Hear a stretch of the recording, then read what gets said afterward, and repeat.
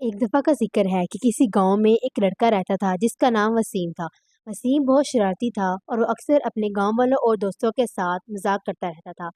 वसीम के वालिदैन ने उसे खूब समझाया कि झूठ बोलना बहुत बुरी आदत है और इससे बहुत नुकसान उठाना पड़ता है, मगर वसीम ने किसी बात पर कान नहीं धरा। गांव के नज़दीक एक जंगल था जहां पर अक्सर शेर देखे जाते थे। गांव वालों को इस बात का डर रहता था कि कहीं शेर गांव में न आ जाए। एक दिन वसीम ने सोचा कि क्यों ना गांव वालों के साथ मजाक किया जाए। वो गांव के बीच में खड़ा हुआ और जोर जोर से चीखने लगा, शेर आया, सब लोग बचो। गांव वाले अपना काम काज छोड़कर हाथों में लाठियां और हथियार लेकर शेर को भगाने के लिए पहुंचे। जब वो वहां पहुंचे तो उन्होंने देखा कि कोई शेर नहीं है, बल्कि वसीम हंस रहा है और बोल रहा है, मैं तो मजाक कर रहा था। गांव वालों को बहुत गुस्सा आया, उन्होंने वसीम को समझाया, फिर वो चले गए। कुछ दिनों बाद वसीम ने फिर वही हरकत की। फिर एक दिन वसीम खेल रहा था कि सचमुच का शेर आ गया। वसीम का दिल खौफ से लरज उठा।